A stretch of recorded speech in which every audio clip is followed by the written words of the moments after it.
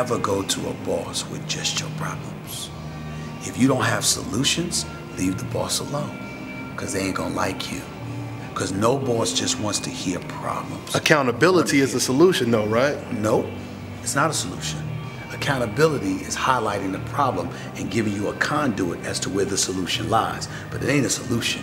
The solution is the actual act of solving a problem. You have to bring a solution to people. You have to be fixated on that. Because if you don't, nobody's gonna wanna hear you. No matter how right you are. Black people ain't wrong.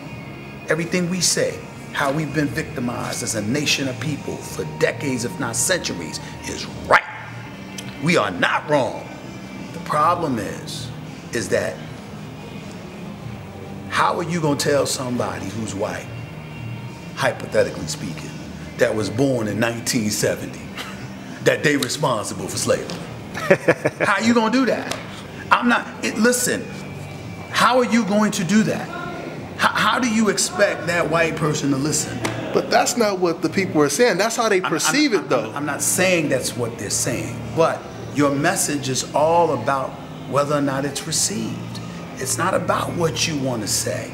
It's about what you want to be heard.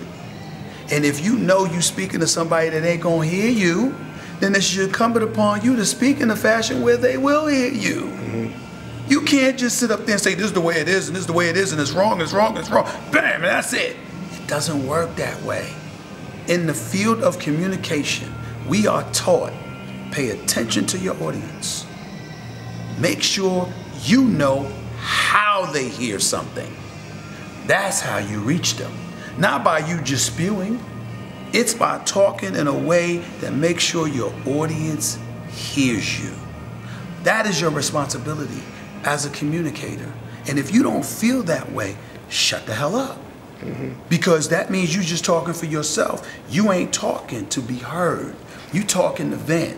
No, you're supposed to be talking to be heard. So you gotta think about your audience. You gotta think about how they're gonna receive what you're saying and say, okay, how can I best get this message across to them where they're gonna hear it, inhale it, grasp it, and do the kind of thing they need to do. That's what it's all about.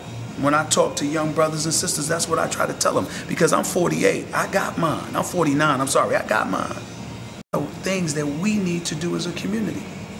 So you do what you can, you pray a lot, you donate money, you donate your time and energy and what have you, and you move on from there. But in the end, it's about being conscientious enough to tell people what they need to hear and tell people what they need to do, not just what they want.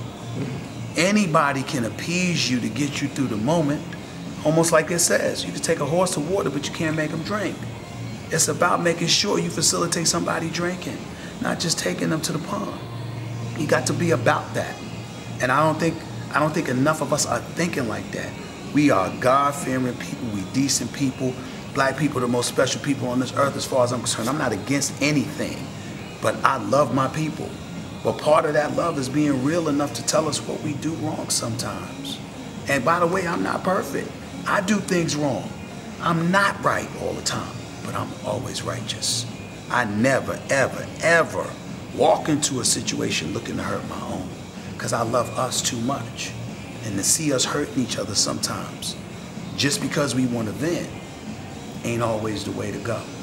And that's what I'm trying to say. You know, a lot of us, there's a lot of people in our community, far more intelligent, far more accomplished, far more knowledgeable than me, that have so many answers.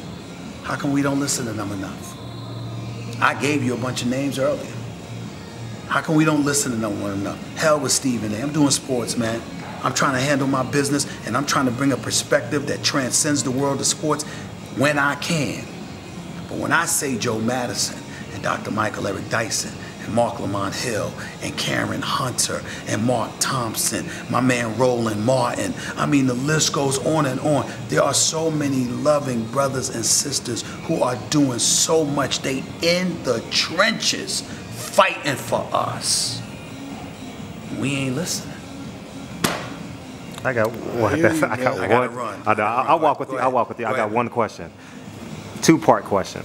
The NBA is You already know what it is. It's Barbershop Conversations. Hit the subscribe and the like button today.